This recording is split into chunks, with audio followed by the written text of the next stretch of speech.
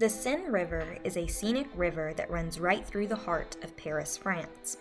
The river is 483 miles long, beginning northwest of Dijon, France, and dumping into the English Channel. The Seine River has a historical significance, having given birth to the precursor to Paris about 2,000 years ago, and allowing the continued growth of the city, which now provides residence to over 2 million people today. The Seine serves many purposes for the city of Paris. For one, it is a tourist attraction, sailing an average of 100,000 people per year through the epicenter of Paris, where you can view the Eiffel Tower, the Notre Dame Cathedral, and the Louvre, all from your boat. The Seine also provides Paris with 50% of its total drinking water, providing over 1 million people with the U they need to thrive. The river even serves as a giant cooling tank for the local nuclear plants that provide electricity to give the City of Lights its iconic name. The Seine River may have a vast importance within its most famous city, but it is used far more by the farms that lie along its banks in the more rural areas. These farms specialize in fruits such as apples, grains such as corn, and even livestock. The Seine River serves as a staple to these farms, allowing their products to be vastly successful. The Seine also comes with its own set of problems. Aside from the usual problems that major rivers face, like littering and overpopulation, the Seine also comes with its own set of unique problems that are rarely discussed. The Seine River is prone to flooding, having had major recorded flooding events dating from 1910, and the most recent being in 2018, just 5 years ago. This would usually not be a huge concern, being that the flooding of rivers is a natural thing. However, the infrastructure of Paris in particular prevents this from being an acute problem. The sewage system of Paris is located along the river. Every time the river experiences substantial flooding, which is becoming more common, the sewage system floods as well. This releases untreated human waste into the river. This is a concern because the Seine River provides Paris with half of its drinking water. What is even scarier about this incident is that some of the bacteria released is antibiotic resistant, meaning that if you become infected, there is nothing that medical professionals can do to help you. This particular issue also affects the local ecosystem in the river. The Atlantic salmon left the river entirely several years ago and was only sighted again in 2001, just over 20 years ago, and is still struggling to rebuild its population. Another, less discussed problem of the Seine River is its runoff problems, especially runoff from the many farms that lie on the banks of the river. These farms use pesticides and fertilizers that contain carbon, nitrogen, and phosphorus, which, because of runoff, has shown up in the drinking water further down the river in heavily populated cities like Paris, where unsuspecting residents and tourists regularly drink the liquid poison. The Seine River is not the only European river that is facing problems due to agricultural runoff. The Danube River in Northern Europe is facing the same problem, but on a larger scale. The Danube River is the second longest river in Europe, spanning 1,770 miles, and flowing across 10 different countries, beginning in the Black Forest of Germany and flowing into the Black Sea.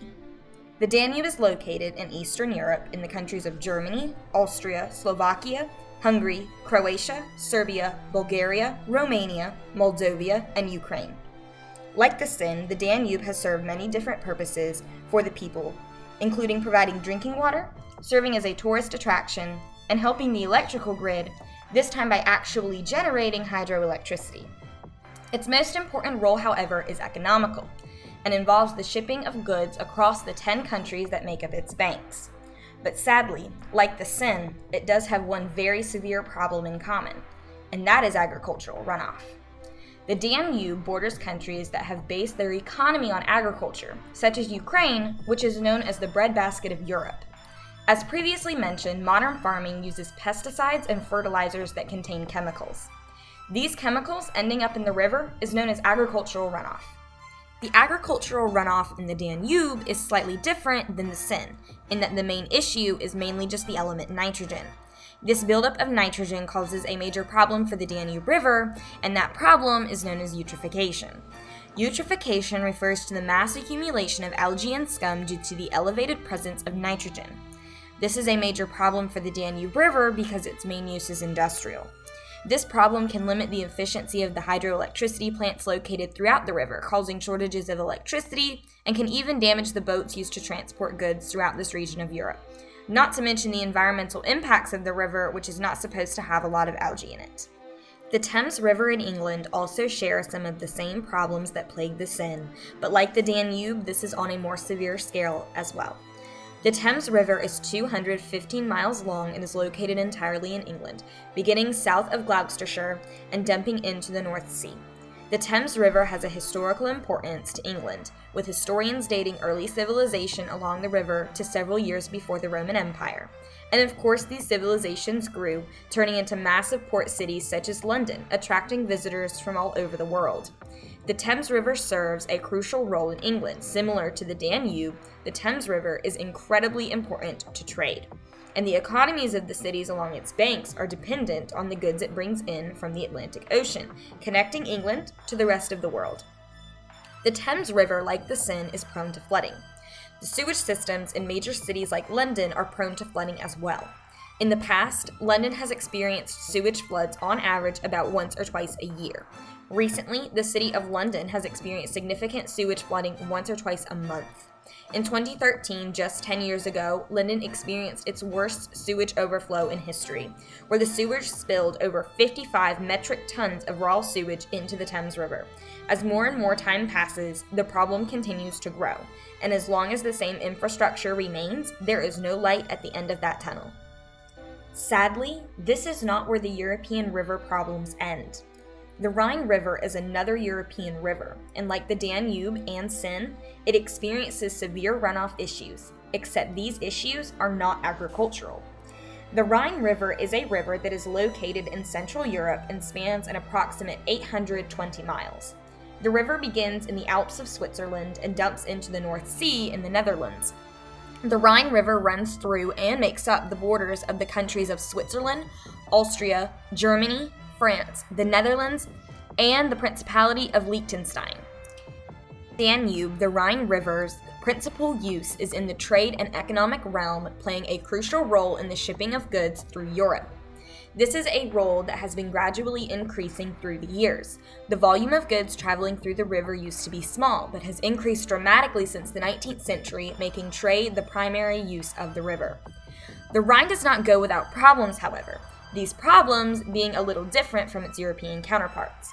Along the banks of the Rhine River lie some of the largest chemical plants in the world.